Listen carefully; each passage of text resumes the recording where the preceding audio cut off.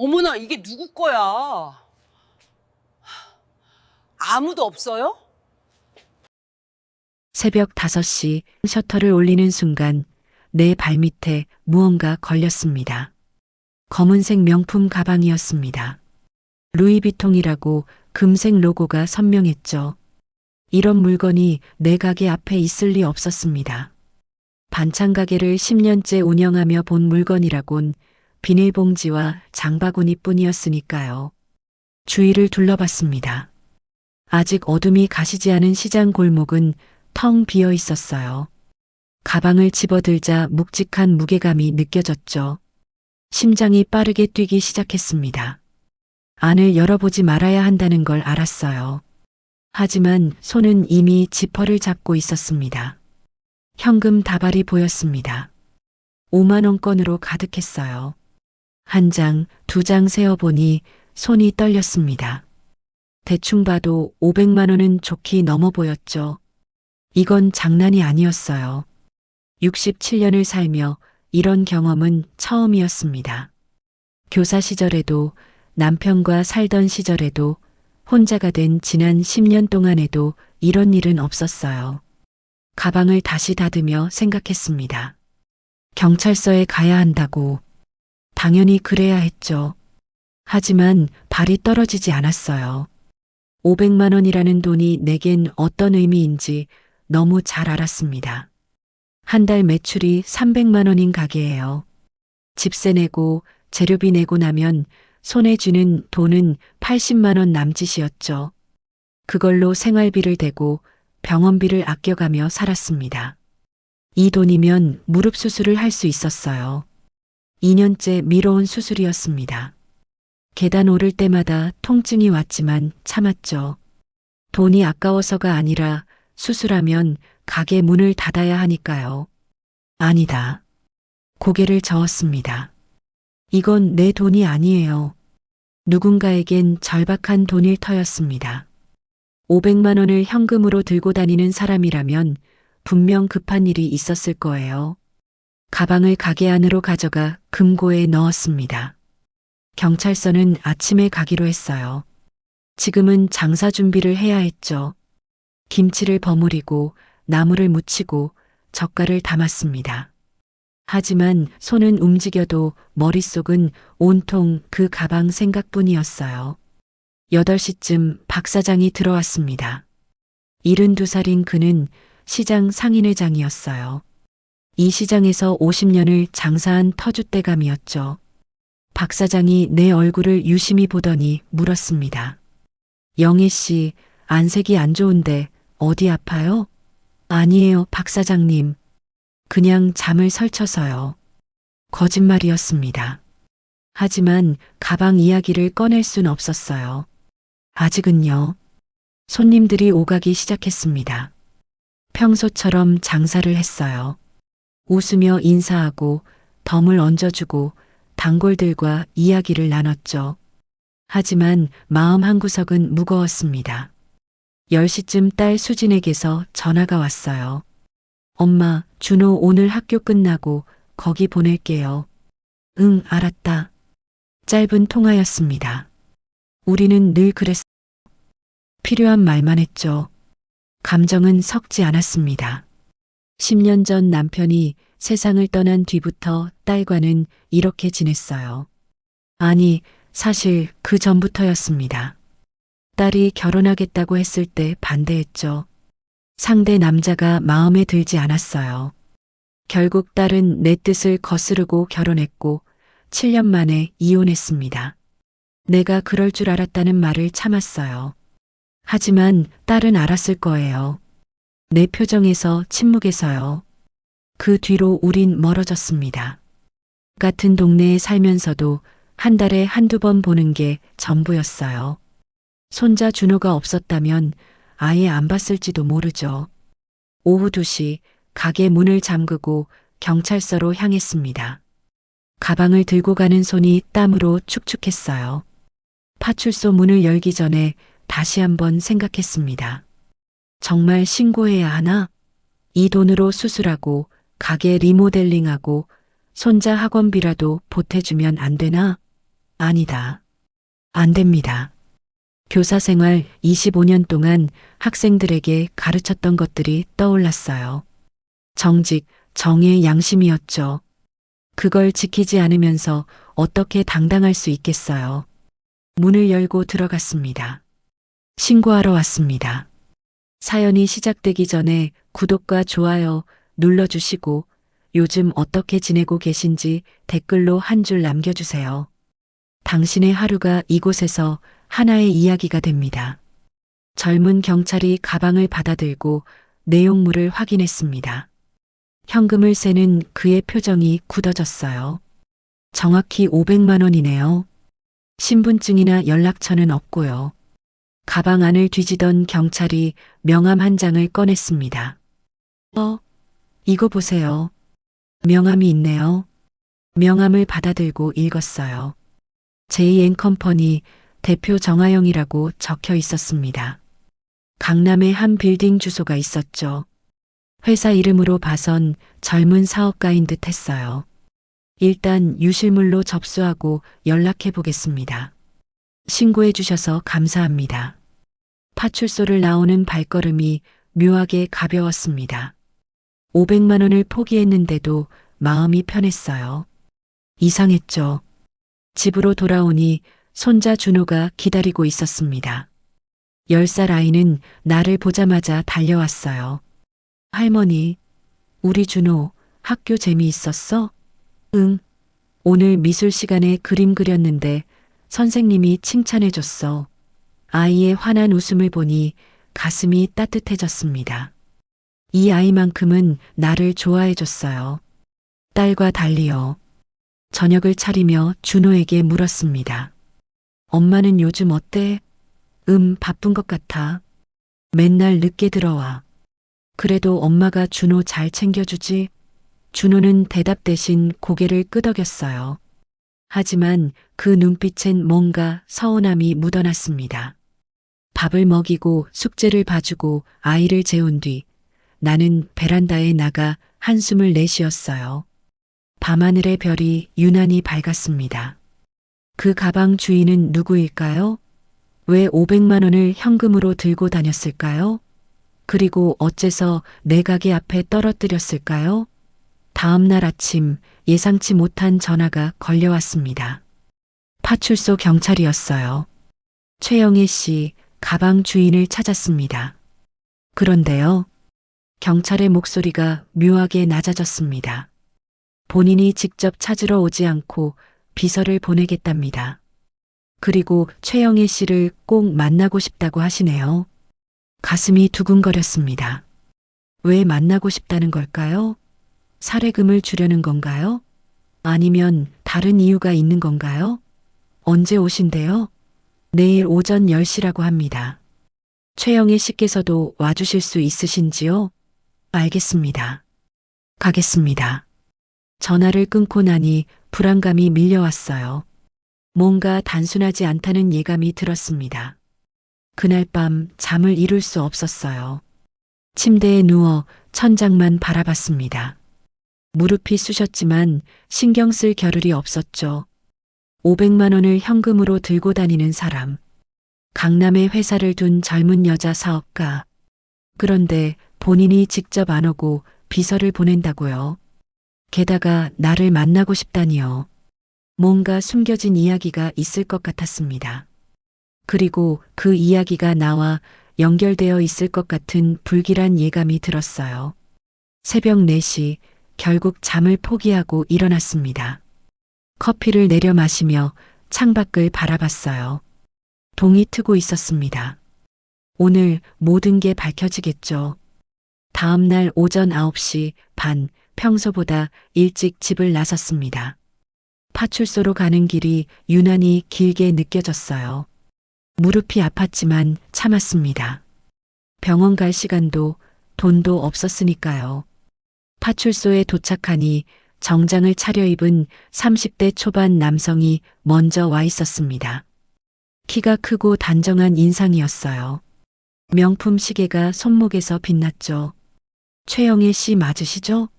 저는 JN컴퍼니 이사 김민수입니다. 대표님을 대신해서 왔습니다. 악수를 청하는 그의 손을 잡았어요. 부드러운 손이었습니다. 일 안 해본 손이죠. 가방 찾으셨다니 다행입니다. 네, 정말 감사드립니다. 이게 작은 성의입니다. 그가 봉투를 내밀었어요. 두툼했습니다. 안을 보지 않아도 알 수 있었죠. 돈이었어요. 아닙니다. 당연히 해야 할 일을 했을 뿐이에요. 아니십니다. 꼭 받아주세요. 대표님께서 특별히 부탁하셨습니다. 밀고 당기기가 몇 번 이어졌습니다. 결국 받지 않았어요. 돈을 받는 순간 내가 했던 일의 의미가 퇴색될 것 같았습니다. 비서는 난처한 표정으로 물러났어요. 그리고 이상한 말을 남겼습니다. 대표님께서 꼭 한번 뵙고 싶어 하십니다. 시간 되실 때 연락 주시면 감사하겠습니다. 명함을 남기고 그는 떠났습니다. 왜일까요? 500만 원짜리 가방을 찾아준 것뿐인데 왜 만나고 싶다는 걸까요? 집으로 돌아오며 생각에 잠겼어요. 뭔가 석연치 않았습니다. 가방을 본인이 직접 찾으러 오지 않은 것도 만나고 싶다는 것도요. 저녁 때 준호가 또 왔습니다. 요즘 거의 매일 왔어요. 딸이 야근이 잦아진 모양이었죠. 할머니, 배고파? 그래, 우리 준호 밥 먹자. 밥을 차리며 아이를 관찰했습니다. 표정이 밝지 않았어요. 평소엔 제잘제잘 떠들던 아이가 오늘은 조용했죠. 준호야, 학교에서 무슨 일 있었어? 아이가 고개를 들었습니다. 눈가가 빨갛게 부어 있었어요. 친구들이 나보고 엄마 없는 애래. 가슴이 철렁했습니다. 이혼 가정 아이들이 겪는 상처를 알고 있었어요. 교사 시절 수없이 봤죠. 준호야, 엄마 있잖아. 엄마가 열심히 일하시는 거야. 그래도 다른 애들은 엄마가 학교도 오고 그러는데 아이의 목소리가 떨렸습니다. 눈물이 그렁그렁했어요. 할머니가 대신 갈게. 다음 주 학부모 참관 수업 때 할머니가 갈게. 정말? 그럼 약속해. 아이가 환하게 웃었습니다. 하지만 내 마음은 무거웠어요. 딸은 준호를 위해 얼마나 시간을 내고 있을까요? 아니, 내려고 하기는 하는 걸까요? 그날 밤 딸에게 전화했습니다. 수진아, 나 엄마야. 네, 엄마. 무슨 일이에요? 준호 말인데 요즘 학교에서 엄마, 죄송한데 지금 회의 중이에요. 나중에 전화 드릴게요. 뚝 끊겼습니다. 한숨이 나왔어요. 딸은 언제나 이랬습니다. 바빴죠. 일이 중요했어요. 하지만 아이는요? 아이의 마음은 누가 챙기나요? 다음 날 명함을 꺼내봤습니다. JN컴퍼니 대표 정하영이라는 이름을 한참 들여다봤어요. 전화를 걸어야 할까요? 아니면 그냥 넘어가야 할까요? 고민 끝에 전화를 걸었습니다. 여보세요, JN컴퍼니입니다. 저 최영이라고 하는데요. 가방 찾아드린 사람입니다. 아, 네. 잠시만 기다려주세요. 잠시 후 젊은 여자 목소리가 들려왔어요. 안녕하세요, 정하영입니다. 정말 감사드립니다, 최영희 씨. 목소리가 떨리고 있었습니다. 울먹이는 것 같기도 했어요. 아닙니다. 당연한 일을 했을 뿐이에요. 아니에요, 당연하지 않습니다. 요즘 같은 세상에 그런 분이 어디 있어요. 침묵이 흘렀습니다. 그녀가 먼저 말을 이었어요. 혹시 시간 되시면 한번 만나 뵐 수 있을까요? 제대로 감사 인사를 드리고 싶어요. 만날 이유가 있나 싶었지만 거절할 수 없었습니다. 목소리에서 절박함이 느껴졌으니까요. 네, 좋습니다. 내일 오전 11시 강남역 근처 카페에서 만나기로 했어요. 전화를 끊고 나니 불안감이 밀려왔습니다. 왜 이렇게까지 나를 만나고 싶어 하는 걸까요? 단순한 감사 인사치고는 너무 간절했어요. 다음 날 오랜만에 제대로 된 옷을 꺼내 입었습니다. 20년 된 정장이었지만 깨끗이 다려뒀던 거예요. 거울을 보니 어색했습니다. 시장 아줌마 차림만 하다가 이렇게 입으니 낯설었죠. 강남역에 내렸습니다. 높은 빌딩들이 즐비했어요. 명품 가게들, 세련된 카페들, 비싼 차들이 오갔습니다. 내가 사는 세계와는 완전히 달랐죠. 약속한 카페에 들어섰습니다. 고급스러운 인테리어에 입이 딱 벌어졌어요. 커피 한 잔에 8,000원이라니요. 창가 자리에 젊은 여자가 앉아 있었습니다. 30대 초반으로 보였어요. 단정한 정장에 긴 생머리, 화장기 없는 얼굴이 오히려 더 돋보였습니다. 최영애 씨시죠? 정아영입니다. 그녀가 일어서며 인사했어요. 눈이 빨갛게 부어 있었습니다. 울었던 모양이죠. 앉으세요. 뭘 드시겠어요? 아메리카노 한 잔만요. 커피가 나오고 한참을 침묵이 흘렀습니다. 그녀가 먼저 입을 열었어요. 그 가방에 왜 500만 원이 들어 있었는지 궁금하시죠? 조금요. 그녀가 깊은 숨을 쉬었습니다. 제 어머니가 모아주신 돈이에요. 어머니가요? 네. 저는 5년 전에 집을 나왔어요. 어머니와 싸우고요. 그녀의 눈에 눈물이 고였습니다. 어머니는 제가 사업하는 걸 반대하셨어요. 안정적인 직장 다니길 원하셨죠. 하지만 전 제 꿈을 포기할 수 없었어요. 결국 큰 싸움을 하고 집을 나왔습니다. 나는 조용히 들었습니다. 그녀의 이야기가 낯설지 않았어요. 5년 동안 연락하지 않았어요. 어머니도 저도 고집이 셌거든요. 그런데 한 달 전에 어머니가 쓰러지셨어요. 그녀의 목소리가 떨렸습니다. 병원에 갔더니 간암 말기였어요. 6개월도 못 사신대요. 그때 어머니가 제 손에 그 가방을 쥐어주셨어요. 5년 동안 모았던 돈이래요. 제 사업 자금으로 쓰라고요. 눈물이 주르륵 흘러내렸습니다. 어머니는 평생 식당에서 일하셨어요. 하루 12시간씩 일하시며 그 돈을 모으신 거예요. 딸이 꿈을 이루라고요. 가슴이 뭉클해졌습니다. 그런데 전 그 가방을 잃어버렸어요.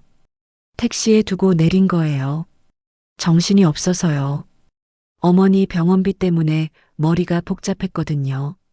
그녀가 나를 똑바로 바라봤습니다. 그 가방을 찾아주신 분이 최영희 씨예요. 제게 2번째 기회를 주신 거예요. 어머니의 마음을 다시 받을 기회를요. 나는 아무 말도 할 수 없었습니다. 목이 메었어요. 그런데요, 최영희 씨. 그녀가 조심스럽게 말을 이었습니다. 혹시 따님도 계세요?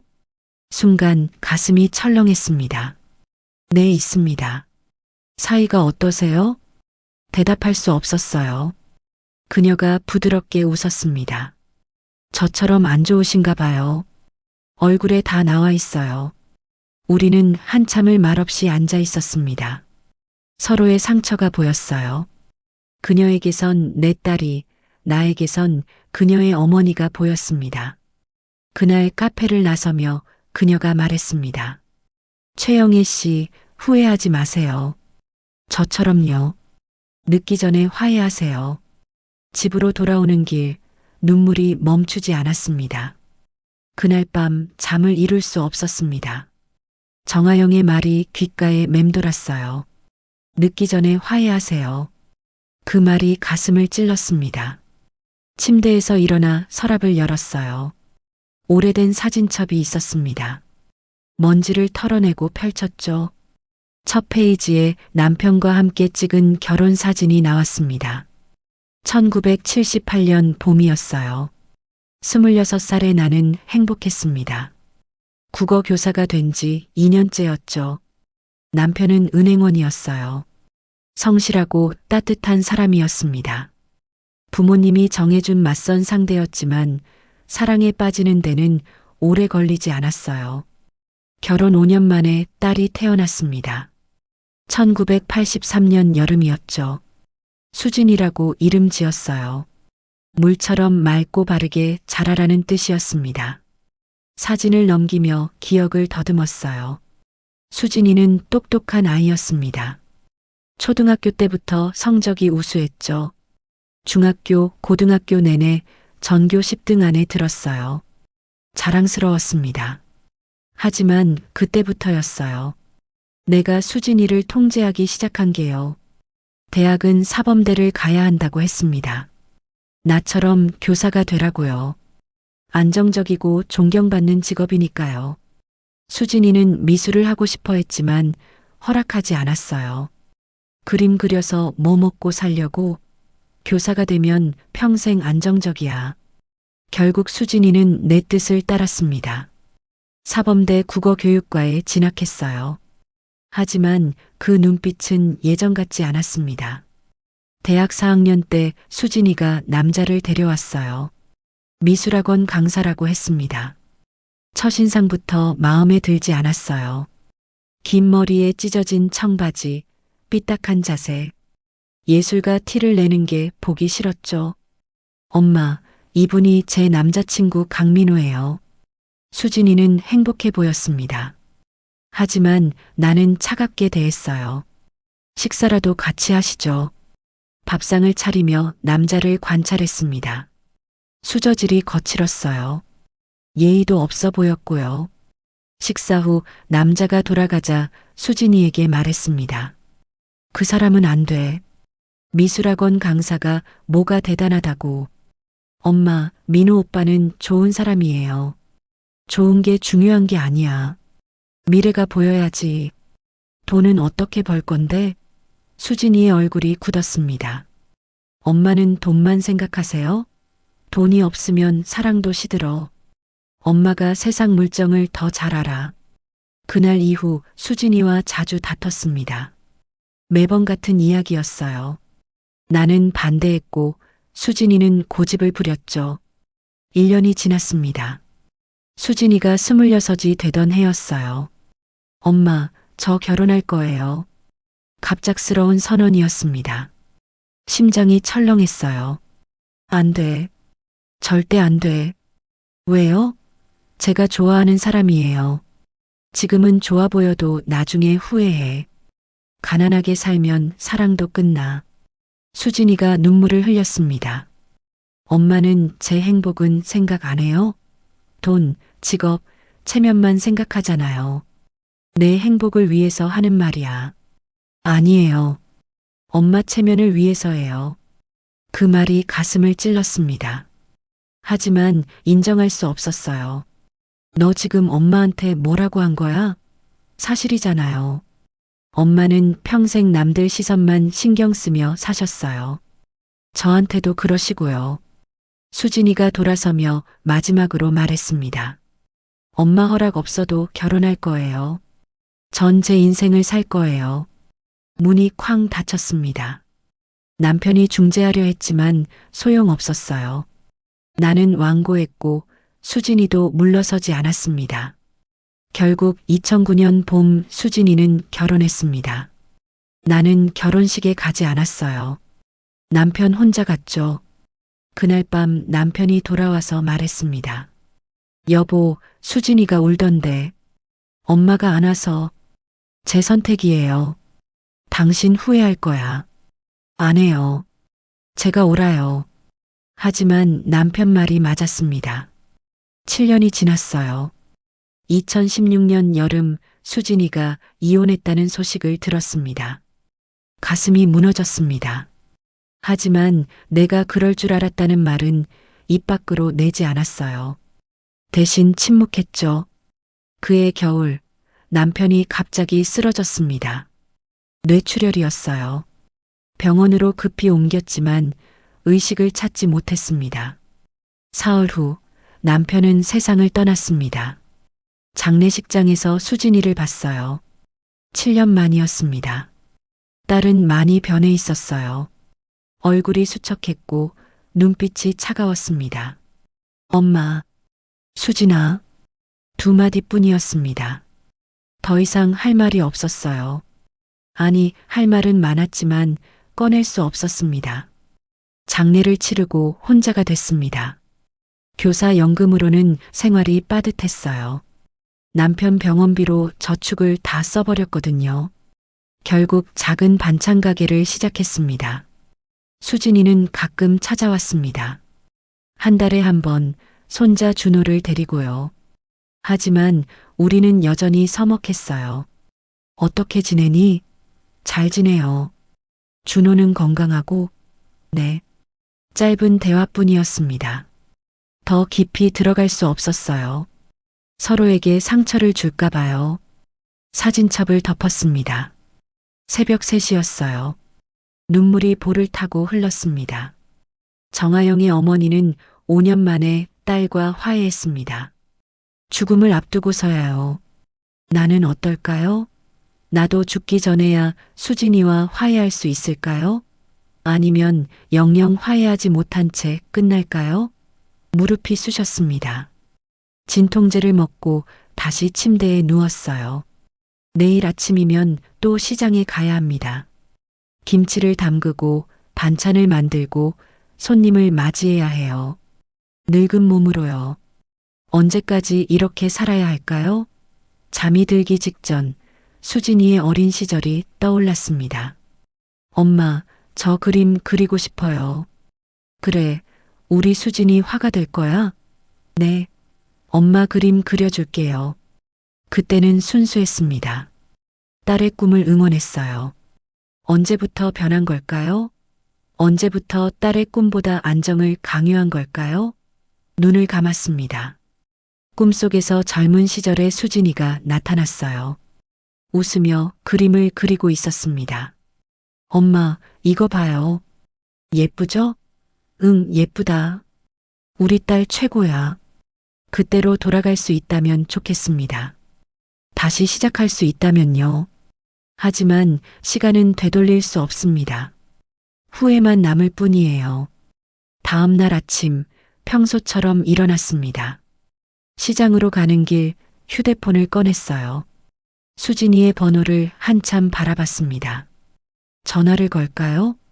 밥이라도 같이 먹자고 할까요? 손가락이 화면 위를 맴돌았습니다. 하지만 누르지 못했어요. 무슨 말을 해야 할지 몰랐습니다.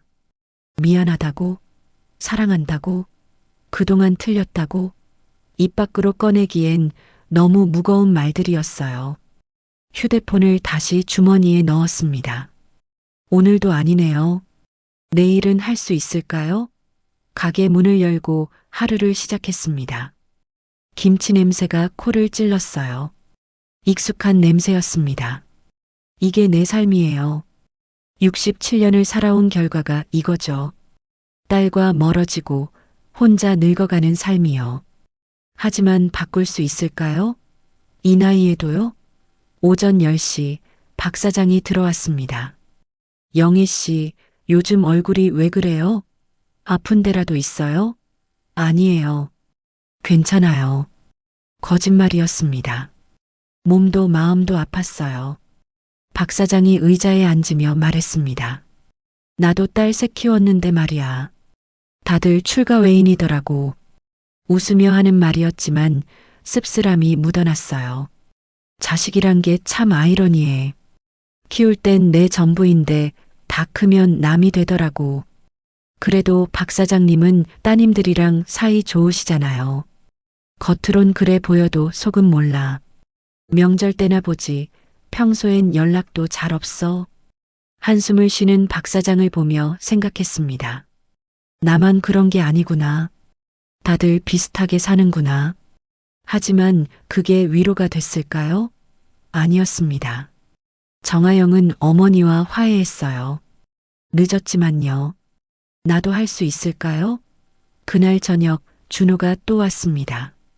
할머니, 오늘 학교에서 그림 그렸어. 그래. 뭐 그렸는데? 우리 가족. 아이가 도화지를 펼쳤어요. 엄마, 할머니, 그리고 자기 자신이 손을 잡고 있는 그림이었습니다. 셋이 함께 있는 모습이었어요. 가슴이 뭉클했습니다. 준호야, 이거 정말 예쁘다. 응. 선생님도 칭찬해줬어. 그림을 보며 눈물이 났습니다. 아이는 원하고 있었어요. 엄마와 할머니가 함께하는 걸요. 하지만 현실은 달랐습니다. 우리는 한 번도 셋이 함께 모인 적이 없었어요. 언제쯤 이 그림처럼 될 수 있을까요? 일주일이 지났습니다. 정아영에게서 다시 연락이 왔어요. 어머니가 위독하다는 소식이었습니다. 최영애 씨, 혹시 시간 되시면 병원에 와주실 수 있을까요? 어머니가 꼭 뵙고 싶어 하세요. 이상한 부탁이었습니다. 나는 그녀의 어머니를 모르는데 왜 보고 싶어 하실까요? 하지만 거절할 수 없었어요. 정아영의 목소리에서 절박함이 느껴졌으니까요. 다음 날 오후 서울대병원으로 향했습니다. 큰 병원에 온 건 오랜만이었어요. 남편이 돌아가신 이후 처음이었죠. 8층 호스피스 병동이었습니다. 복도를 걷는데 소독약 냄새가 코를 찔렀어요. 죽음의 냄새 같았습니다. 병실 문을 노크했습니다. 들어오세요. 문을 열고 들어가자 침대에 누운 노인이 보였어요. 60대 후반쯤 되어 보였습니다. 머리카락은 거의 빠져 있었고 얼굴은 뼈만 앙상했어요. 정아영이 일어서며 인사했습니다. 와주셔서 감사합니다. 어머니, 제가 말씀드린 최영애 씨세요. 노인이 고개를 돌려 나를 봤어요. 눈빛이 또렷했습니다. 아직 정신은 맑은 모양이었죠. 어서 오세요. 앉으세요. 떨리는 목소리였지만 분명했습니다. 의자에 앉자 노인이 말을 이었어요. 정말 감사합니다. 딸아이 가방 찾아주셔서요. 아닙니다. 당연한 일이었어요. 당연하지 않아요. 요즘 세상에 그런 분이 어디 있어요. 노인의 눈에 눈물이 고였습니다. 그 가방 속 돈은요, 제가 5년 동안 모은 거예요. 딸아이 사업하라고요. 정아영이 어머니의 손을 잡았어요. 전 식당에서 일했어요. 하루 12시간씩이요. 설거지하고 청소하고 배달도 했어요. 목소리가 떨렸습니다. 그렇게 모은 게 500만 원이에요. 많지 않죠. 하지만 제가 줄 수 있는 전부였어요. 가슴이 뭉클했습니다. 딸아이가 사업하겠다고 했을 때 반대했어요. 안정적인 직장 다니길 원했죠. 그래서 싸웠어요. 딸은 집을 나갔고요. 노인이 한숨을 쉬었습니다. 5년 동안 연락 안 했어요. 고집이 셌거든요. 저도 딸도요. 하지만 병에 걸리고 나니 후회됐어요. 왜 그렇게 고집을 부렸을까요? 눈물이 흘러내렸습니다. 죽기 전에 딸한테 줄 게 뭐가 있나 생각했어요. 돈밖에 없더라고요. 그래서 모았어요. 아프면서도 일했어요. 정아영이 흐느끼기 시작했습니다. 한 달 전에 딸을 불렀어요. 그리고 가방을 줬죠. 미안하다고 사랑한다고 말하지 못하고 그냥 돈만 줬어요. 노인이 나를 바라봤습니다. 그런데 딸이 그 가방을 잃어버렸어요. 절망했죠. 제 마지막 마음을 잃어버린 거나 마찬가지니까요. 침묵이 흘렀습니다. 그런데 최영애 씨가 찾아주셨어요. 제 마음을 다시 딸한테 전할 수 있게 해주셨죠. 노인이 떨리는 손을 내밀었어요. 그 손을 잡았습니다. 뼈만 남은 차가운 손이었어요. 감사합니다. 정말 감사합니다. 나는 아무 말도 할 수 없었습니다. 목이 메었거든요. 정아영이 말했습니다. 최영애 씨, 어머니가 한 가지 부탁이 있으시대요. 노인이 고개를 끄덕였어요. 최영애 씨도 따님이 계시죠? 네, 있습니다. 사이가 안 좋으시죠? 보면 알아요. 어떻게요? 같은 상처를 가진 사람은 알아보거든요. 노인이 힘겹게 일어나 앉았습니다. 정아영이 황급히 부축했어요.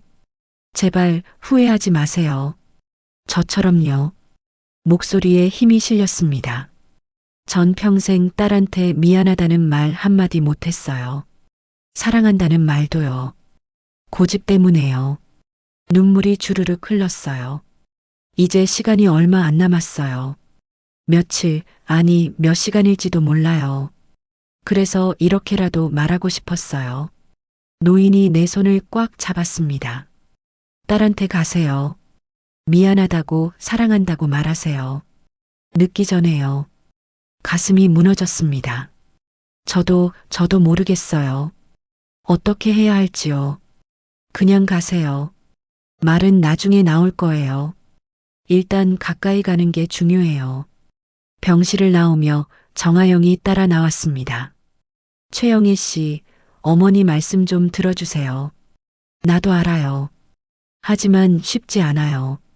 전 5년 걸렸어요. 어머니가 암 선고를 받고 나서야 화해했죠.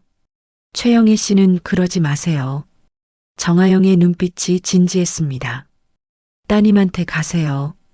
오늘 당장이요. 병원을 나와 택시를 탔습니다. 기사에게 딸의 회사 주소를 말하려다 멈췄어요. 갑자기 찾아가면 뭐라고 말하죠? 미안하다고? 사랑한다고?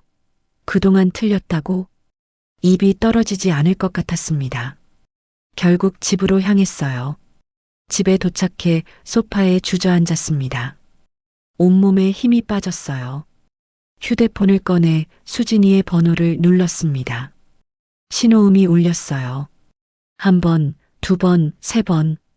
여보세요? 딸의 목소리가 들렸습니다. 수진아, 나 엄마야. 네, 엄마. 무슨 일이에요? 침묵이 흘렀습니다. 하고 싶은 말은 많은데 입이 떨어지지 않았어요. 엄마, 거기 계세요? 응, 그냥 목소리 듣고 싶어서. 이상한 대답이었습니다. 딸도 당황한 모양이었어요. 엄마, 괜찮으세요? 괜찮아. 준호는 잘 있고? 네, 잘 있어요. 또 침묵이 흘렀습니다. 엄마 바쁘시면 끊을게요. 아, 응. 그래. 뚝 끊겼습니다. 휴대폰을 내려놓고 눈물을 흘렸어요. 왜 이렇게 어려운 걸까요? 딸한테 마음을 전하는 게요. 그날 밤 정아영의 어머니가 돌아가셨다는 연락을 받았습니다. 장례식에 갔어요. 조문객은 많지 않았습니다. 정아영과 몇몇 친척들 뿐이었어요. 정아영은 울지 않았습니다. 그저 어머니의 영정을 바라보고 있었죠. 옆에 앉아 말했습니다. 힘드시죠? 괜찮아요. 후회는 없어요. 마지막에 화해했으니까요. 정아영이 나를 돌아봤어요. 최영애 씨 약속 지키실 거죠? 따님한테 가시기로요. 고개를 끄덕였습니다. 네, 약속할게요. 장례식장을 나서며 결심했어요. 내일은 딸한테 가겠다고. 꼭요. 다음 날 아침 평소보다 일찍 일어났습니다. 거울을 보니 피곤한 얼굴이 비쳤어요. 밤새 잠을 설쳤거든요. 딸에게 무슨 말을 해야 할지 고민하느라요. 정아영 어머니의 마지막 모습이 자꾸 떠올랐습니다. 딸의 손을 잡고 눈을 감으셨다던 그 모습이요. 나도 그렇게 될까요? 아니면 혼자 쓸쓸히 눈을 감게 될까요? 옷장을 열고 깨끗한 옷을 꺼냈습니다. 20년 된 베이지색 재킷이었어요. 남편 장례식 때 입었던 옷이죠. 먼지를 털어내고 다려 입었습니다. 화장도 했어요. 오랜만이었습니다. 립스틱을 바르고 머리도 단정히 빗었죠. 거울 속 내가 낯설었어요. 시장 아줌마가 아닌 누군가의 어머니 같았습니다. 9시에 집을 나섰습니다. 딸의 회사는 강남에 있었어요. 지하철을 2번 갈아타야 했죠. 출근 시간이라 지하철은 사람들로 가득했습니다. 젊은 직장인들 사이에 끼어 서 있으니 초라했어요. 모두들 바쁘게 움직이는데 나만 시간이 멈춘 것 같았죠. 옆에 선 젊은 여자가 통화를 하고 있었습니다. 엄마, 나 바빠. 나중에 전화할게. 짜증 섞인 목소리였어요. 어머니가 뭐라고 하시는지 들리지 않았지만 딸의 표정은 귀찮다는 게 역력했습니다. 수진이도 나한테 저럴까요? 내 전화를 받을 때 저런 표정을 지을까요? 강남역에 내렸습니다. 높은 빌딩들이 하늘을 찔렀어요. 딸이 일하는 곳이 저기 어딘가에 있겠죠. 회사 건물 앞에 섰습니다. 유리로 된 현대식 건물이었어요. 25층짜리 빌딩이었죠. 딸은 12층에서 일한다고 했습니다. 로비로 들어가니 경비원이 물었습니다. 어디 찾으세요? 마케팅부 최수진 과장 찾아왔는데요. 방문 예약하셨나요? 아니요, 그냥요. 경비원이 난처한 표정을 지었어요. 죄송하지만 예약 없이는 출입이 안 됩니다. 전화라도 하시고 오세요. 잠깐만요. 딸한테 온 건데요. 그래도 규정이 있어서요. 아래층 카페에서 기다리시면서 전화해 보세요. 발길을 돌렸습니다. 가슴이 답답했어요. 딸한테 가려는데 문턱부터 막혔습니다. 1층 카페로 들어갔어요. 커피 한 잔을 시켜놓고 딸에게 전화를 걸었습니다. 여보세요? 수진아, 나 엄마야. 지금 어디니? 회사요. 왜요? 나 지금 너희 회사 1층 카페에 있어. 침묵이 흘렀습니다. 놀란 것 같았어요. 갑자기요? 왜요? 그냥 보고 싶어서. 또 침묵이었습니다. 긴 침묵이었어요. 엄마, 지금 회의 중이에요. 점심때 보는 게 어때요? 알았어. 점심때 보자. 전화를 끊고 시계를 봤어요. 9시 반이었습니다. 점심까지 2시간 반이나 남았죠. 창밖을 바라봤습니다. 사람들이 바쁘게 오갔어요. 모두 목적이 있어 보였습니다. 나만 여기 멈춰 서 있는 것 같았죠. 옆 테이블에 젊은 여자 둘이 앉아 있었어요. 30 초반으로 보였습니다. 엄마가 또 간섭하는 거야. 결혼하라고 맨날 전화하고. 우리 엄마도 그래. 나이 찬다고 난리야. 진짜 짜증나. 내 인생인데 왜 자꾸 참견해? 맞아. 엄마들은 왜 다 똑같을까? 두 여자가 웃으며 이야기를 나눴어요. 가슴이 철렁했습니다. 저게 수진이가 친구들한테 하는 말일까요? 나도 저렇게 간섭하는 엄마일까요? 커피를 한 모금 마셨어요. 식어서 미지근했습니다. 시계를 보니 10시였어요. 아직 2시간이나 남았습니다. 휴대폰을 꺼내 사진첩을 열었어요. 수진이 어릴 적 사진들이 나왔습니다. 5살 때 사진이었어요. 노란 원피스를 입고 웃고 있는 모습이었죠. 그때는 엄마 엄마 하며 따라다녔는데요. 초등학교 입학 사진도 있었습니다. 커다란 책가방을 메고 있는 모습이요. 자랑스러웠습니다. 우리 딸이 벌써 학교에 가다니요. 중학교 때 사진도 넘겼어요. 교복을 입고 찍은 사진이었습니다. 그때부터였죠. 딸이 조금씩 멀어지기 시작한 게요. 고등학교 때는 거의 대화가 없었습니다. 공부하라는 말, 학원 가라는 말, 그것뿐이었어요. 대학 입학 사진을 보다 멈췄습니다. 사범대 국어교육과 합격 사진이었어요. 딸은 웃고 있었지만 그 눈빛은 차가웠습니다. 억지로 웃는 것 같았어요. 그때 알았어야 했습니다. 딸이 원하는 게 아니라는 걸요. 하지만 나는 모른 척 했습니다. 아니, 알면서도 무시했죠. 11시가 됐습니다. 1시간이 더 지나야 딸을 만날 수 있었어요. 카페를 나와 빌딩 주변을 걸었습니다. 근처에 작은 공원이 있었어요. 벤치에 앉았습니다. 늦가을 바람이 차가웠어요. 낙엽이 떨어졌습니다. 옆 벤치에 할머니 한 분이 앉아 계셨어요. 나보다 나이가 더 많아 보였습니다. 80은 되신 것 같았죠. 할머니가 먼저 말을 걸었습니다. 날씨 참 좋죠? 네, 그러네요. 딸 만나러 오셨어요? 깜짝 놀랐습니다. 어떻게 아세요? 보면 알아요. 나도 맨날 이러고 앉아 있거든요. 할머니가 웃었어요. 쓸쓸한 웃음이었습니다. 딸이 저기 저 빌딩에서 일해요. 나도 오늘 만나러 왔는데 바쁘대요. 할머니의 눈가에 주름이 깊었습니다. 딸이란 게 참 이상해요. 어릴 땐 엄마 없으면 안 된다고 울더니 크면 엄마가 짐이 되더라고요. 고개를 끄덕였습니다. 공감이 됐어요. 우리가 뭘 잘못한 걸까요? 할머니가 물었습니다. 대답할 수 없었어요. 나도 모르겠거든요. 너무 많이 사랑한 게 잘못일까요? 아니면 너무 많이 간섭한 게 잘못일까요? 할머니가 한숨을 쉬었습니다. 그냥 보고 싶어요. 밥 한 끼 같이 먹고 싶고 손이라도 잡고 싶은데 그게 이렇게 어려운지 몰랐어요. 눈물이 났습니다. 내 이야기 같았거든요. 할머니가 일어섰어요. 그래도 가봐야죠. 딸이 싫어해도 가야 해요. 안 그러면 후회할 테니까요. 할머니가 떠나는 뒷모습을 봤습니다. 구부정한 등이 쓸쓸했어요. 나도 저렇게 늙어가고 있습니다. 딸과 멀어진 채로요. 12시가 됐습니다. 회사 건물 앞으로 다시 갔어요. 로비에서 기다렸습니다.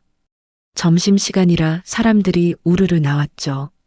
수진이가 보였습니다. 정장을 입고 머리를 뒤로 묶은 모습이었어요.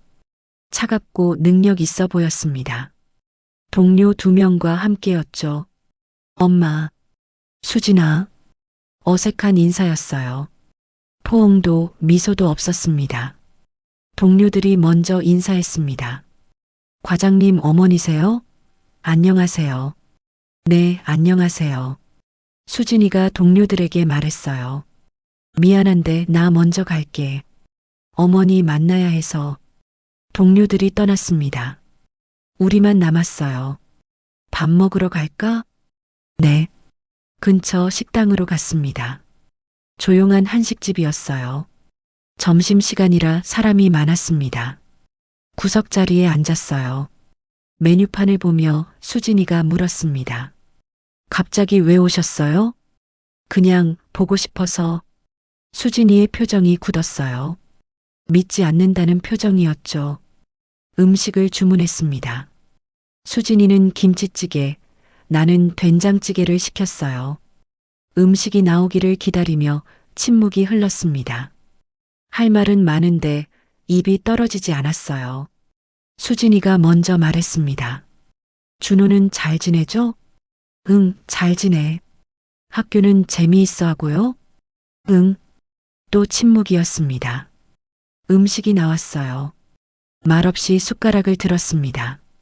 한참을 침묵 속에서 먹다가 수진이가 말했습니다. 엄마, 무슨 일 있으세요? 아니야. 그럼 왜 갑자기 오신 거예요? 말할 수가 없었어요.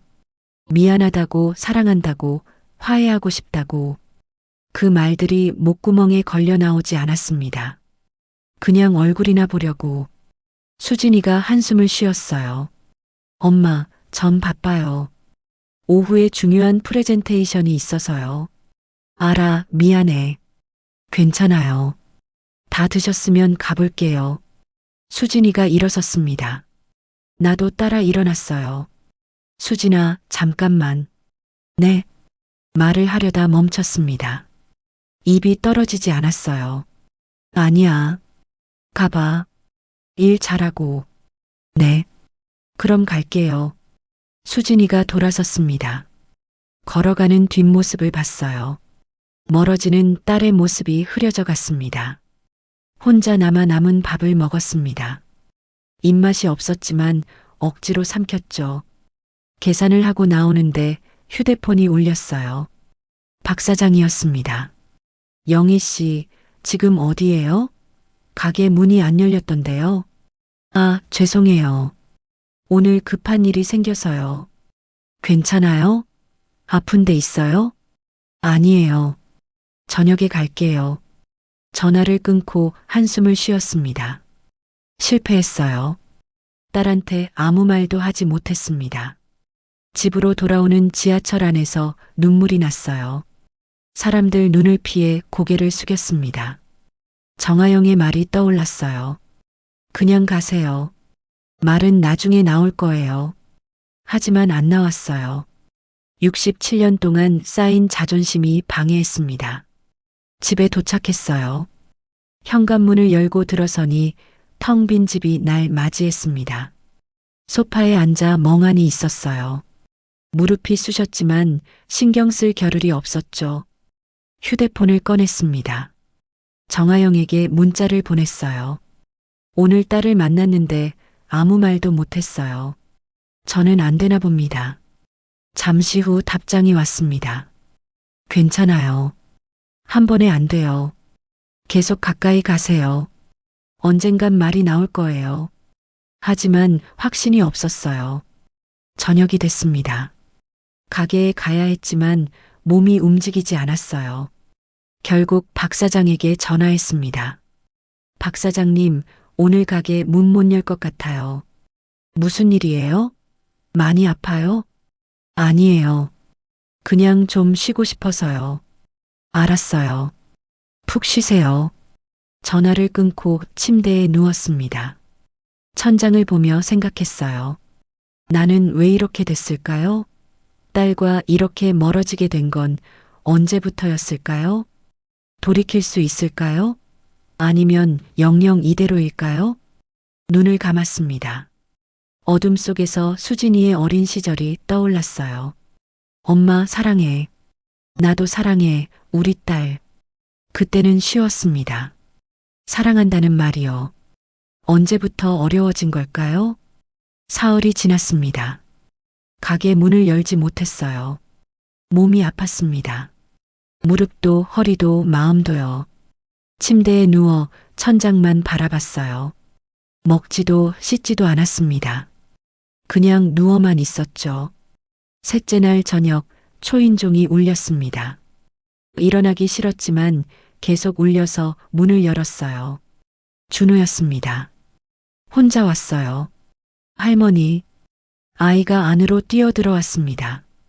준호야, 어떻게 혼자 왔어? 엄마가 할머니 전화 안 받는다고 걱정했어. 그래서 내가 오겠다고 했어. 아이가 나를 올려다봤어요. 할머니, 아파요? 아니야. 괜찮아. 거짓말이었습니다. 아이도 알았을 거예요. 준호가 내 손을 잡았습니다. 할머니, 엄마가 보내준 거 있어. 아이가 가방에서 봉투를 꺼냈어요. 약봉투였습니다.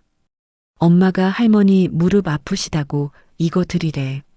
봉투를 받아들고 눈물이 났습니다. 딸이 나를 걱정하고 있었어요. 준호야, 고마워. 할머니가 밥 해줄게. 일어나 부엌으로 갔습니다. 냉장고를 열어보니 텅 비어 있었어요.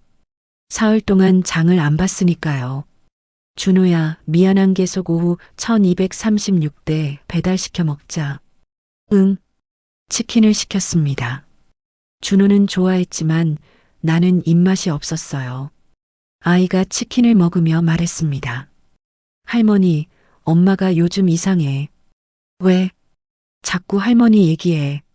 할머니 괜찮으신가? 아프신 건 아닌가 그래. 그래. 응. 그리고 어제 울었어. 가슴이 철렁했습니다. 엄마가 왜 울었는데? 모르겠어. 방에서 혼자 울더라. 내가 노크했더니 아무것도 아니래. 준호가 치킨을 한 입 베어 물며 말을 이었어요. 할머니, 엄마랑 싸웠어요? 아니야. 그럼 왜 엄마가 울어요? 대답할 수 없었습니다. 준호가 가방에서 종이를 꺼냈어요. 학교에서 그린 그림이었습니다. 할머니, 이거 봐. 그림을 펼쳐보니 세 사람이 손을 잡고 있는 모습이었어요. 엄마, 할머니, 준호였습니다. 지난번에도 본 그림이었죠. 하지만 이번엔 달랐습니다. 세 사람이 모두 웃고 있었어요. 그리고 위에 글씨가 써 있었습니다. 우리 가족이 함께 웃는 날. 눈물이 났습니다. 준호야, 이거 정말 예쁘다. 응. 선생님이 소원을 그림으로 그려보래서 그렸어. 소원이구나. 응. 할머니랑 엄마랑 나랑 같이 밥 먹고 싶어. 놀이공원도 가고 싶고 아이의 눈이 반짝였습니다. 근데 엄마는 맨날 바쁘고 할머니는 엄마랑 안 만나고 그래서 슬퍼 가슴이 찢어지는 것 같았습니다. 준호야, 할머니가 노력해 볼게. 정말? 응, 약속해. 아이가 환하게 웃었습니다. 준호를 씻기고 재웠어요. 아이는 금방 잠들었습니다. 침대 옆에 앉아 자는 아이를 봤어요. 평화로운 얼굴이었습니다. 이 아이는 원하고 있었어요. 엄마와 할머니가 함께하는 걸요. 하지만 우리 어른들은 자존심 때문에 아이의 소원을 외면하고 있었죠. 휴대폰을 꺼냈습니다. 수진이에게 문자를 보냈어요. 준호 잘 자고 있어. 약 고마워. 잠시 후 답장이 왔습니다. 엄마, 괜찮으세요? 걱정했어요. 눈물이 났습니다. 딸이 나를 엄마라고 불렀어요. 오랜만이었습니다. 괜찮아. 미안해.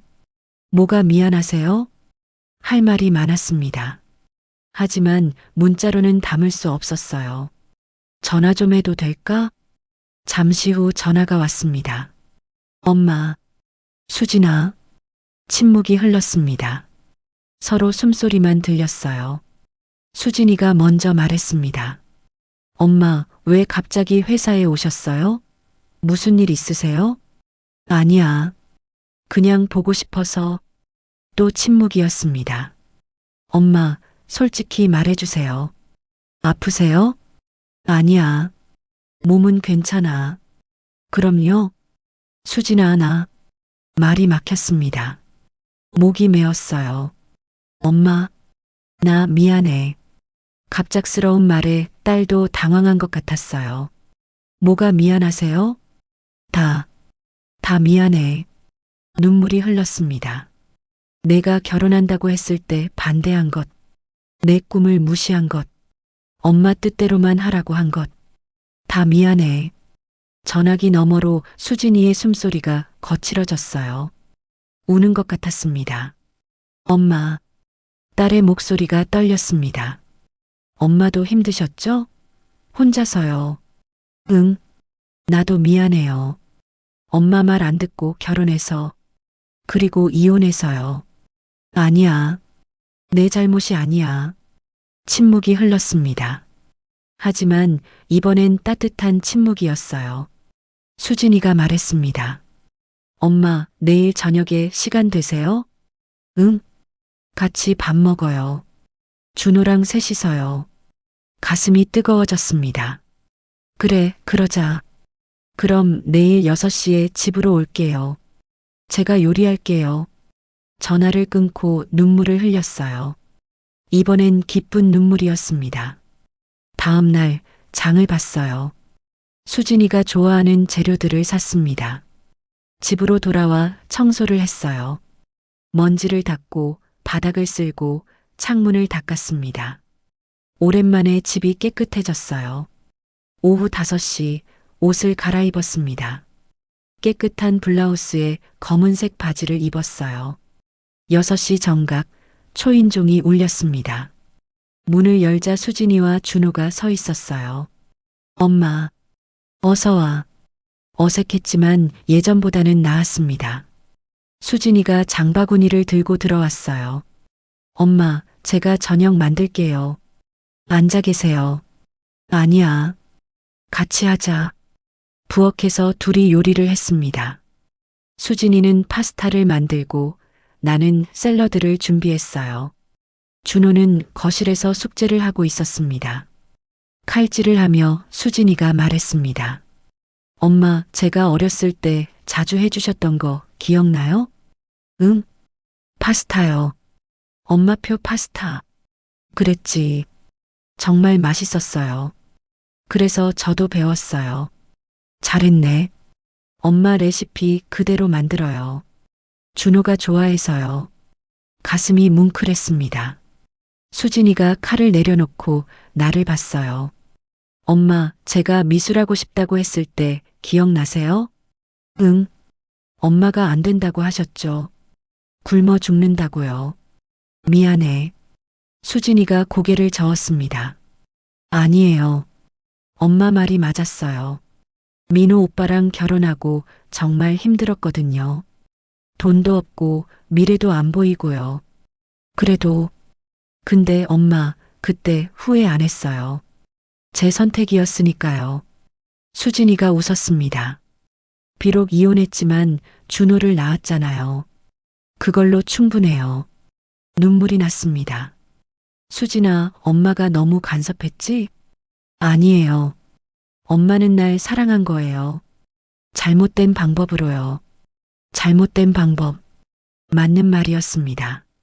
수진이가 다시 칼을 들었어요. 엄마, 이제 서로 이해해요. 엄마도 힘드셨던 거 알아요. 아빠 돌아가시고 혼자서요. 응, 나도 이제 알아요. 혼자 애 키우는 게 얼마나 힘든지요. 그래. 그래서 엄마한테 더 미안해요. 저는 엄마 도움이라도 받는데 엄마는 혼자셨잖아요. 괜찮아. 수진이가 파스타를 삶기 시작했어요. 엄마 앞으로 자주 올게요. 준호도 할머니 좋아하고요. 그래, 자주 와. 그리고 엄마. 응? 사랑해요. 순간 시간이 멈춘 것 같았습니다. 나도 사랑해. 두 사람은 부엌에서 한참을 울었습니다. 준호가 달려왔어요. 엄마, 할머니, 왜 울어요? 수진이가 준호를 안았습니다. 안 울어. 기뻐서 그래. 정말? 응, 정말. 저녁 식사를 했어요. 준호가 그린 그림처럼 셋이 함께였습니다. 파스타는 정말 맛있었어요. 수진이가 내 레시피로 만든 거라 더 맛있었죠. 밥을 먹으며 이야기를 나눴습니다. 준호 학교 이야기, 수진이 회사 이야기, 내 가게 이야기요. 오랜만에 웃었습니다. 진심으로요. 식사 후 설거지를 함께 했어요. 수진이가 씻고 내가 닦았습니다. 준호는 소파에서 만화를 보고 있었어요. 수진이가 작은 목소리로 말했습니다. 엄마, 사실 제가 드릴 말이 있어요. 응? 회사에서 승진 제안이 들어왔어요. 부장으로요. 잘 됐네. 그런데 부산지사로 가야 해요. 가슴이 철렁했습니다. 부산? 네. 3년 동안요. 멀리 가는구나. 수진이가 나를 봤어요. 그래서 고민이에요. 준호 때문에요. 그래.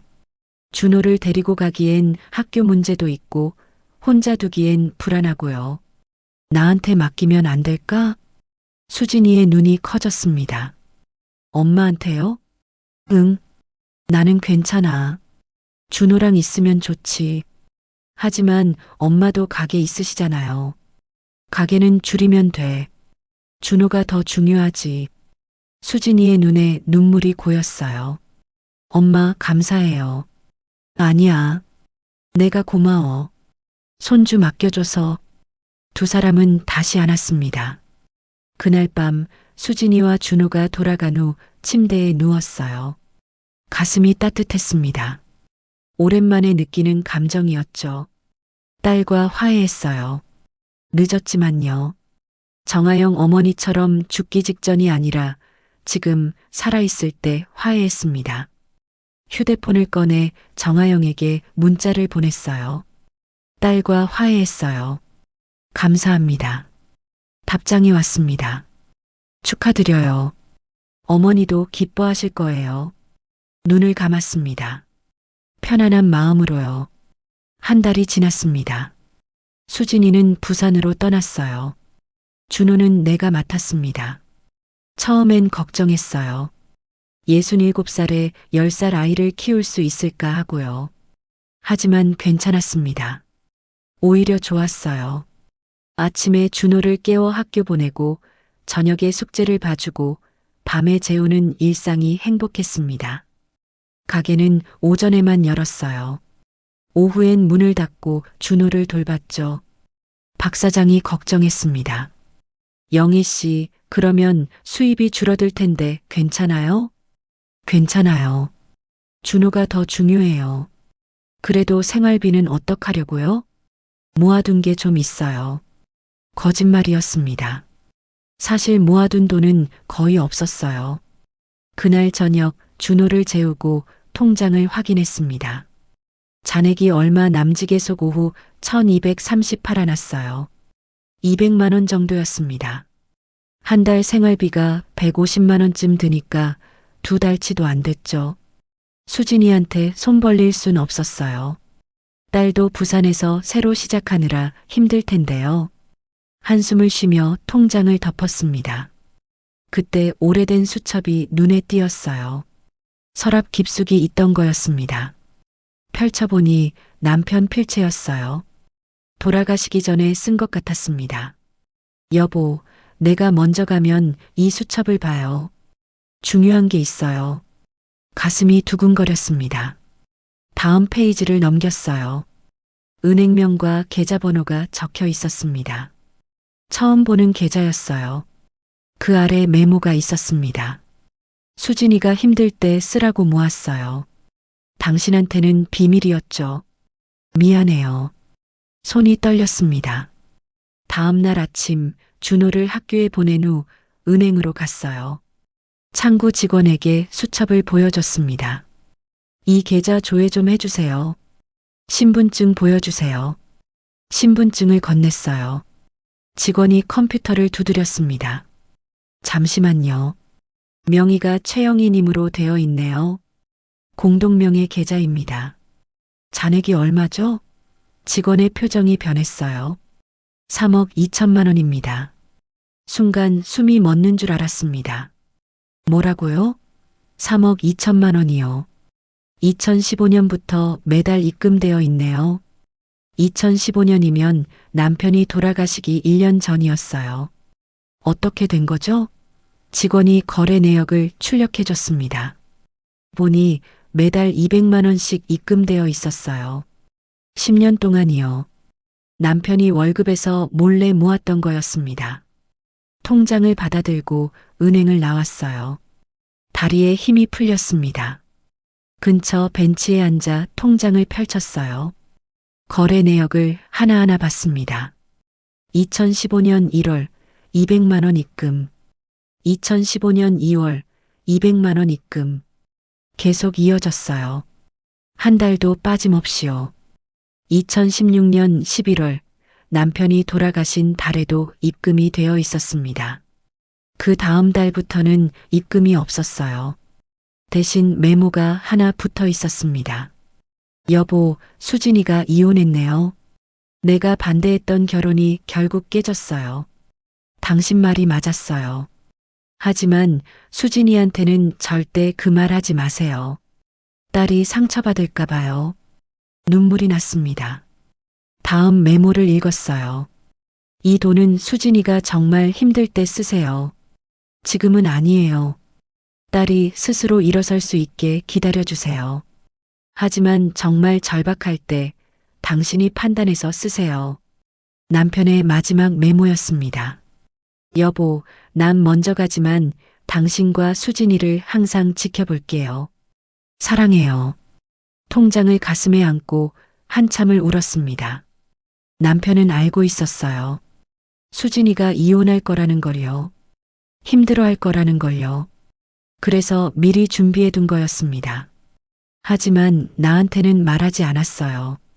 내가 수진이한테 그럴 줄 알았다고 말할까 봐요. 남편은 나를 너무 잘 알고 있었습니다. 집으로 돌아왔어요. 거실에 앉아 통장을 다시 봤습니다. 3억 2천만 원. 큰 돈이었어요.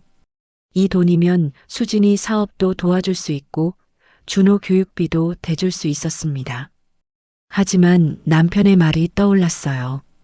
정말 힘들 때 쓰라고요. 지금이 그때일까요? 수진이는 부산에서 잘하고 있었어요. 승진도 했고 월급도 올랐다고 했습니다. 준호도 건강했어요. 학교 생활도 즐겁게 하고 있었죠. 나도 가게로 생활할 수 있었습니다. 빠듯하지만요. 그렇다면 아직은 때가 아닌 것 같았어요. 통장을 다시 서랍 깊숙이 넣었습니다. 그날 저녁 수진이에게서 전화가 왔어요. 엄마, 준호 잘 지내죠? 응, 잘 지내. 엄마는요? 힘드시지 않으세요? 괜찮아. 준호랑 있으니까 좋아. 엄마, 생활비 보내드릴게요. 아니야. 괜찮아. 하지만 엄마 가게 수입이 줄었잖아요. 걱정 마. 엄마가 알아서 할게. 수진이가 한숨을 쉬었어요. 엄마, 미안해요. 제가 준호를 맡겨서요. 아니야.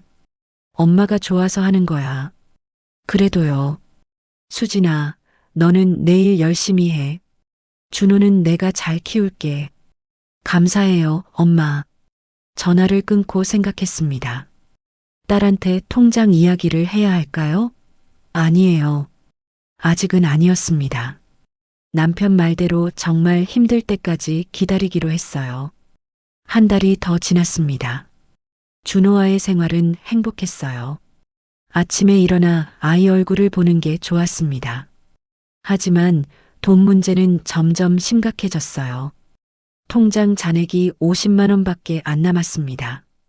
가게 매출도 줄었어요. 오전에만 여니까 당연했죠. 박 사장이 걱정했습니다. 영희 씨, 정말 괜찮아요? 돈 필요하면 빌려줄 테니까 말해요. 괜찮아요. 걱정 마세요. 하지만 괜찮지 않았어요. 그날 밤 준호가 물었습니다. 할머니, 나 학원 그만둬도 돼. 왜? 친구들은 다 다니는데 나만 안 다니잖아. 그래서 공부 못 따라가.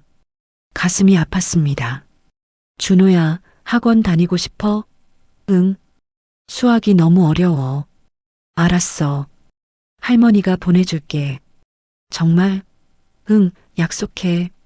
하지만 학원비가 한 달에 40만 원이었어요. 지금 형편으로는 불가능했습니다. 그날 밤 서랍을 열었어요. 통장이 보였습니다. 남편이 남긴 3억 2천만 원이요. 손이 떨렸습니다. 이게 정말 힘들 때일까요? 아니에요. 아직 더 버틸 수 있었습니다. 통장을 다시 넣고 서랍을 닫았어요. 다음 날 박 사장을 찾아갔습니다. 박 사장님, 돈 좀 빌려주실 수 있어요? 박 사장이 놀란 표정으로 물었습니다. 얼마나 필요해요? 100만 원만요. 다음 달에 꼭 갚을게요. 알았어요. 그런데 영희 씨, 정말 괜찮아요? 괜찮아요. 일시적으로 필요한 거예요. 박 사장이 지갑을 꺼냈습니다. 여기 100만 원이요. 천천히 갚아요.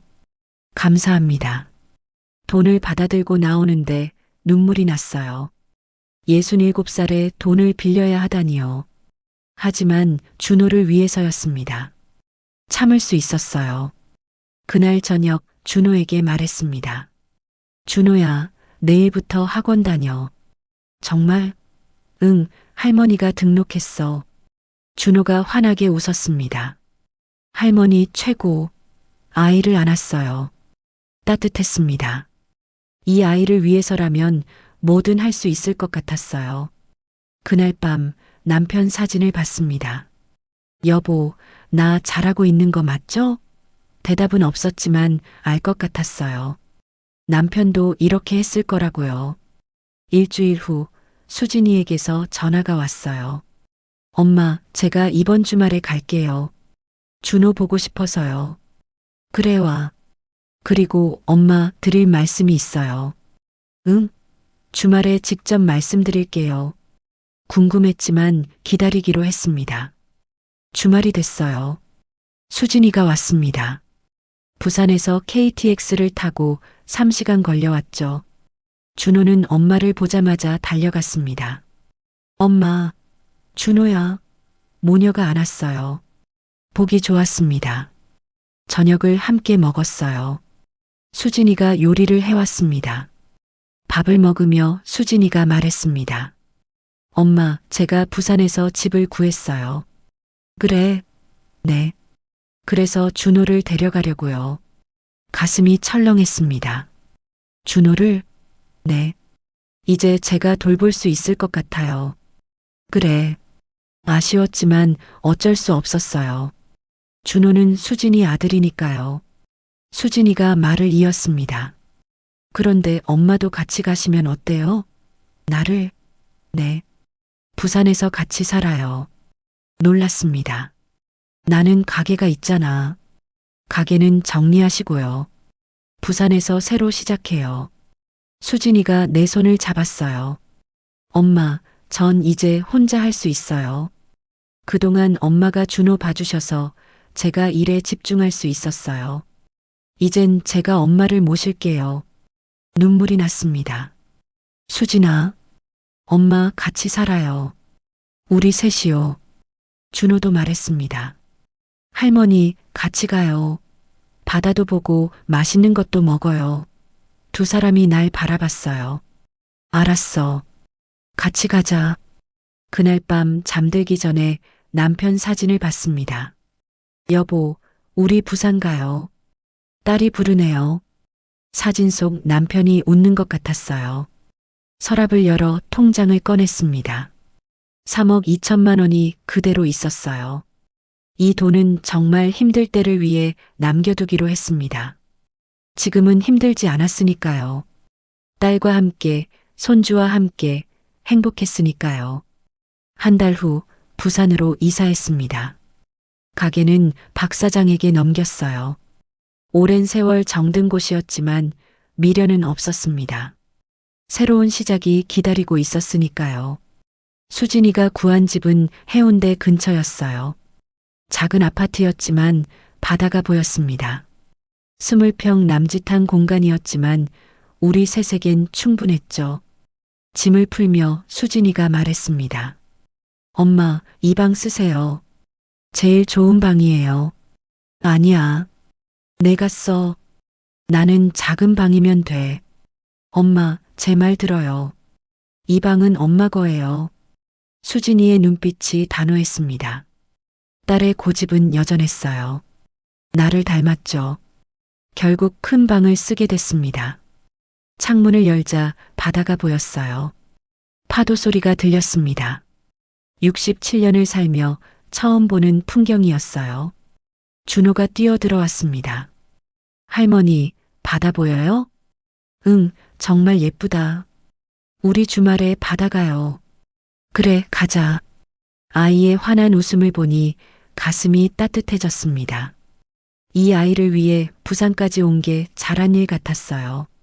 첫날 밤 셋이서 저녁을 먹었습니다. 수진이가 만든 음식이었어요. 김치찌개와 제육볶음, 그리고 시금치나물이었죠. 내가 자주 해주던 메뉴였습니다. 맛있게 먹으며 이야기를 나눴습니다. 준호 학교는 어때? 좋아요. 친구들도 생겼어요. 민수랑 지훈이랑 친해졌어요. 수진이는 어때? 회사 일은? 괜찮아요. 바쁘지만 보람 있어요. 팀원들도 좋고요. 밥을 먹으며 웃었습니다. 이런 평범한 식사가 얼마나 소중한지 이제야 알았어요. 그날 밤 준호를 재우고 수진이와 차를 마셨습니다. 베란다에 앉아 바다를 봤어요. 밤바다는 낮과 달리 고요했습니다. 수진이가 말했습니다. 엄마, 행복하세요? 응, 행복해. 저도요. 침묵이 흘렀습니다. 하지만 따뜻한 침묵이었어요.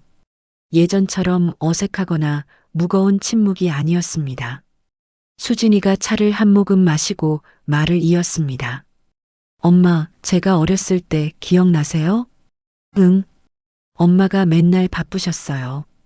학교에서 일하시고 집에서도 수업 준비하시고요. 미안해. 아니에요. 이제 알아요. 엄마도 힘드셨다는 거요. 수진이가 바다를 바라봤습니다. 전 엄마가 날 사랑하지 않는다고 생각했어요. 맨날 공부하라고만 하시고 제 말은 안 들으시니까요. 친구들 엄마는 다 착한데 우리 엄마만 무섭다고 생각했죠. 가슴이 아팠습니다. 그건 내가 잘 되길 바래서. 알아요. 이제는요. 수진이가 나를 봤습니다. 전 이제 엄마가 됐잖아요. 준호를 키우면서 알았어요. 엄마는 절 너무 사랑해서 그러셨다는 거요. 잘못된 방법이었지만요. 눈물이 났습니다. 수진아, 정말 미안해. 내 말을 더 들어줬어야 했는데. 괜찮아요, 엄마. 이제 다 괜찮아요. 두 사람은 손을 잡았습니다. 오랜만에 느끼는 딸의 손은 따뜻했어요. 엄마 앞으로 잘 살아요. 우리 셋이서요. 응, 그러자. 한 달이 지났습니다. 부산 생활에 적응했어요. 아침에 준호를 학교에 보내고 수진이를 회사에 보냈습니다. 그리고 혼자만의 시간을 가졌어요. 해변을 걸었습니다. 파도 소리를 들으며 생각했죠. 인생이 이렇게 변할 줄 몰랐어요. 몇 달 전만 해도 혼자 외롭게 살았는데 이제는 딸과 손주와 함께였습니다. 어느 날 해변을 걷다 정아영에게 전화를 걸었습니다. 여보세요? 아영 씨, 나 최영이에요. 아, 영희 씨, 잘 지내세요? 응, 잘 지내. 부산으로 이사 왔어. 딸이랑 같이 살아. 정말요? 잘 됐다. 너는 잘 지내고 있어? 네, 사업도 잘 되고요. 어머니 돌아가시고 나서 더 열심히 하고 있어요. 다행이네. 정아영의 목소리가 밝아졌습니다. 영애 씨, 고마워요. 내가 왜? 영애 씨가 가방 찾아주셔서 어머니랑 화해할 수 있었어요. 그리고 영애 씨도 따님이랑 화해하셨잖아요. 정말 기뻐요. 나도 내 덕분이야. 내가 용기를 줘서 우리 서로 도운 거네요. 그렇네. 전화를 끊고 다시 걸었습니다. 바다가 넓었어요. 끝이 보이지 않았습니다. 인생도 그런 것 같았어요. 끝이 보일 것 같지만 계속 이어지는 거요. 저녁에 집으로 돌아왔습니다. 수진이가 먼저 와 있었어요. 엄마, 오늘 일찍 퇴근했어요. 그래. 네. 오늘 특별한 날이잖아요. 특별한 날? 엄마 생일이요. 깜빡했습니다. 오늘이 내 생일이었어요. 68살이 됐습니다. 수진이가 냉장고에서 케이크를 꺼냈습니다. 크지 않은 케이크였지만 예뻤어요. 준호도 학교에서 돌아왔어요. 할머니, 생일 축하해요. 고마워, 우리 준호. 셋이서 케이크 앞에 앉았습니다. 초를 켜고 불을 끄며 소원을 빌었어요. 이 행복이 계속되길 바랐습니다. 케이크를 자르며 수진이가 말했습니다. 엄마, 선물 있어요. 선물? 네. 수진이가 봉투를 꺼냈어요. 이게 뭐니? 엄마 이름으로 된 통장이에요. 통장을 열어보니 500만 원이 들어 있었습니다. 수진아, 이건 제가 부산 와서 모은 거예요. 앞으로 매달 드릴게요. 아니야. 너도 힘든데. 아니에요. 전 괜찮아요. 승진도 했고 보너스도 받았어요. 수진이가 내 손을 잡았습니다. 엄마가 평생 저 키우시느라 고생하셨잖아요. 이제 제가 엄마 모실게요. 눈물이 났습니다. 딸이 이렇게 컸구나 싶었어요. 고마워, 수진아. 준호도 선물을 꺼냈습니다. 할머니, 이거요. 그림이었어요. 우리 셋이 바다에서 웃고 있는 모습이었습니다. 준호의 그림 실력이 많이 늘었어요. 준호야, 정말 예쁘다. 할머니 방에 걸어놔야겠다. 응, 우리 가족이에요. 가슴이 뭉클했습니다. 이 아이에게 우리는 가족이었어요. 엄마와 할머니가 따로가 아니라 함께였습니다. 그날 밤 침대에 누워 천장을 봤어요. 67년을 살았습니다. 아니, 이제 68년째네요. 힘든 일도 많았고 후회도 많았어요. 남편과 사별하고 딸과 멀어지고 혼자 늙어가던 시간들이요. 하지만 지금은 행복했습니다. 서랍을 열어 남편이 남긴 통장을 꺼냈습니다. 3억 2천만 원이 그대로 있었어요. 이 돈을 언제 쓸까 고민했습니다. 수진이 사업 자금으로 줄까? 준호 교육비로 쓸까? 하지만 남편의 메모가 떠올랐어요. 정말 힘들 때 쓰라고. 지금은 힘들지 않았습니다. 딸도 잘하고 있고 손주도 건강했으니까요. 이 돈은 정말 절박할 때를 위해 남겨두기로 했습니다. 수진이가 병에 걸리거나 준호에게 큰일이 생기거나 정말 도움이 필요할 때요. 통장을 다시 서랍에 넣었습니다. 다음 날 아침 일찍 일어났습니다. 해변으로 나가 일출을 봤어요. 태양이 수평선 위로 떠올랐습니다. 새로운 하루가 시작됐죠. 68살의 새로운 시작이었습니다. 늦었지만 괜찮았어요. 딸과 화해했고 손주와 함께였으니까요. 바다를 보며 생각했습니다. 앞으로 얼마나 더 살 수 있을까요? 10년? 20년? 모르겠어요. 하지만 남은 시간을 후회 없이 살기로 했습니다. 사랑하는 사람들과 함께요. 집으로 돌아왔습니다. 수진이가 아침을 준비하고 있었어요. 준호는 세수를 하고 있었죠. 평범한 아침이었습니다. 하지만 이 평범함이 행복이었어요. 엄마 밥 먹어요. 응, 간다. 식탁에 앉았습니다. 셋이서 아침을 먹었어요. 준호가 학교 이야기를 제잘거렸고 수진이가 회사 이야기를 했습니다. 나는 그저 들으며 웃었어요. 창밖으로 바다가 보였습니다. 파도가 치고 또 쳤어요. 인생도 그런 것 같았습니다. 밀려왔다 밀려가기를 반복하는 거요. 때로는 거센 파도가, 때로는 잔잔한 파도가 왔다 갔죠. 하지만 결국 해변에 남는 건 아름다운 추억이었습니다. 나도 그런 추억을 남기고 싶었어요. 딸과 손주와 함께한 행복한 추억을요. 밥을 다 먹고 설거지를 했습니다. 수진이가 회사에 갔고 준호가 학교에 갔어요. 혼자 남았습니다. 하지만 외롭지 않았어요. 저녁이면 돌아올 거니까요. 베란다에 앉아 차를 마셨습니다. 바다를 보며 생각했어요. 500만 원짜리 가방을 주운 게 시작이었습니다. 그게 내 인생을 바꿨어요. 정아영을 만나고 그녀 어머니를 보고 용기를 얻었죠. 딸에게 다가갔고 화해했습니다. 이제 함께 살고 있어요. 모든 게 그 가방에서 시작됐습니다. 운명일까요? 아니면 우연일까요? 모르겠어요. 하지만 감사했습니다. 그날 저녁 수진이와 준호가 돌아왔어요. 저녁을 함께 먹고 TV를 보고 이야기를 나눴습니다. 평범한 하루였어요. 하지만 이 평범함이 기적 같았습니다. 잠들기 전 수진이가 내 방에 들어왔습니다. 엄마 주무세요? 아직? 수진이가 침대 옆에 앉았어요. 엄마 행복하세요? 응, 너무 행복해. 저도요. 엄마랑 같이 살게 돼서요. 수진이가 내 손을 잡았습니다. 엄마 사랑해요. 나도 사랑해, 우리 딸. 두 사람은 한참을 손을 잡고 있었어요. 말은 필요 없었습니다.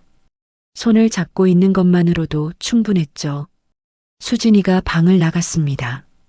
혼자 남아 눈을 감았어요. 남편 얼굴이 떠올랐습니다.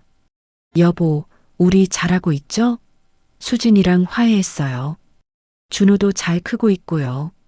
당신이 남긴 돈은 아직 안 썼어요. 정말 힘들 때까지 아껴둘게요. 대답은 없었지만 알 것 같았어요. 남편도 기뻐하고 있을 거라고요. 하늘에서요. 눈을 감고 잠들었습니다. 내일도 새로운 하루가 시작될 거예요. 딸과 손주와 함께요. 68살의 새로운 인생이요. 늦었지만 괜찮았습니다. 지금이 가장 행복한 때니까요. 그리고 이 행복은 계속될 거예요. 우리가 함께하는 한요. 파도 소리를 들으며 잠들었습니다. 내일은 또 어떤 하루가 기다리고 있을까요? 궁금했지만 두렵지 않았습니다. 사랑하는 사람들과 함께니까요.